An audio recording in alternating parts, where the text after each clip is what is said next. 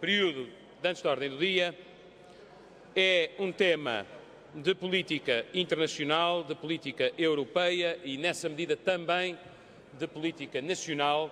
Refiro-me à declaração unilateral da independência do Kosovo e à posição dos Estados-membros da União Europeia sobre a matéria.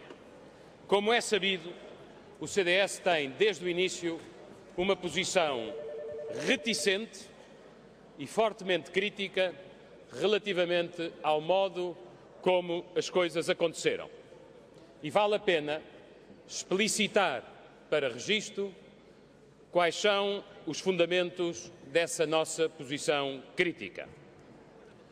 Por um lado, preocupa-nos que um princípio fundamental da não alteração das fronteiras, exceto nas circunstâncias que são conhecidas e admitidas, tenha sido evidentemente precluído.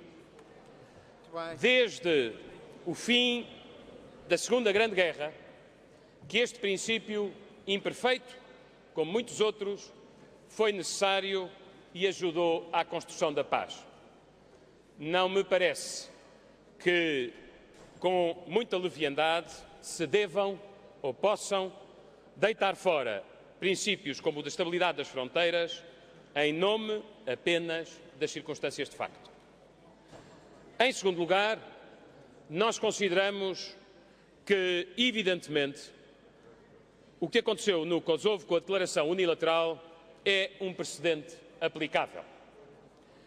E a abertura de um precedente aplicável só pode trazer-nos problemas no futuro. De um problema podemos estar a criar muitíssimos problemas.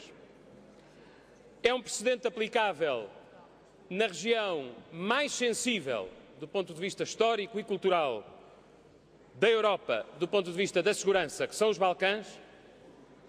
É um precedente aplicável ou reivindicável no próprio território da União Europeia, onde não faltam Estados que se debatem com problemas nacionais seríssimos, e é um problema aplicável, por exemplo, ou reivindicável, na região do Cáucaso, onde, como toda a gente sabe, permanecem por resolver questões muito sérias em territórios onde minorias estaduais são maiorias territoriais de natureza russófila, apesar de ter deixado de existir a União Soviética.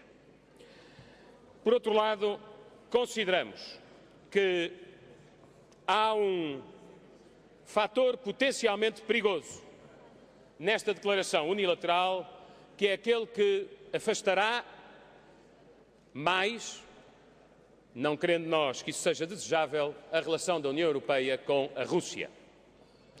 Para aqueles que acham que a história acabou e confundiram o fim da história, o fim do comunismo, com o fim da União Soviética e decretaram, confundiram o fim do comunismo com o fim da Rússia e decretaram o fim da história, facto rapidamente desmentido, é evidente que a Europa tem de encontrar uma relação estável com a Rússia, que é o que sempre foi, olha para si própria como sempre olhou e tem um poder constituído, é um Estado a reemergir e que coloca à União Europeia questões de relacionamento que, a meu ver, a nosso ver, não devem ser agravados.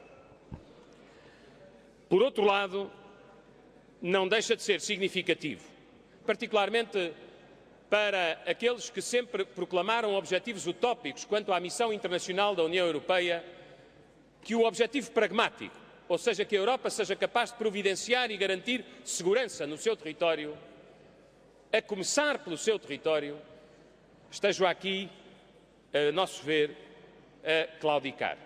A Europa não foi um ator principal numa questão que acontece no continente europeu.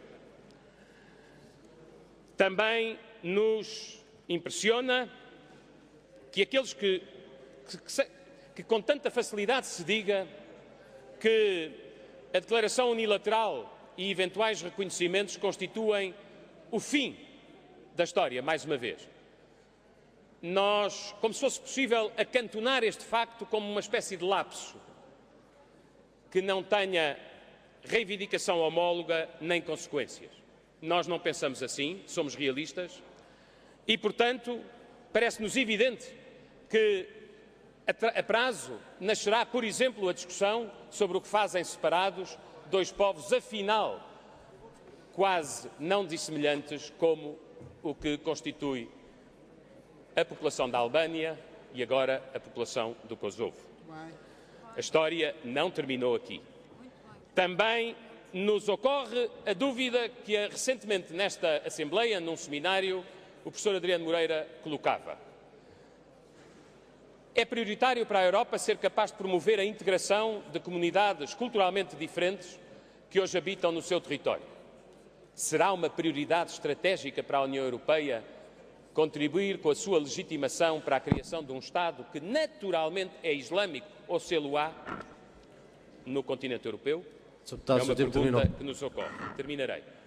Senhor Presidente, senhores deputados, o erro está feito com a declaração unilateral. Não achamos que Portugal tenha qualquer interesse em, e termino, Senhor Presidente, precipitar-se.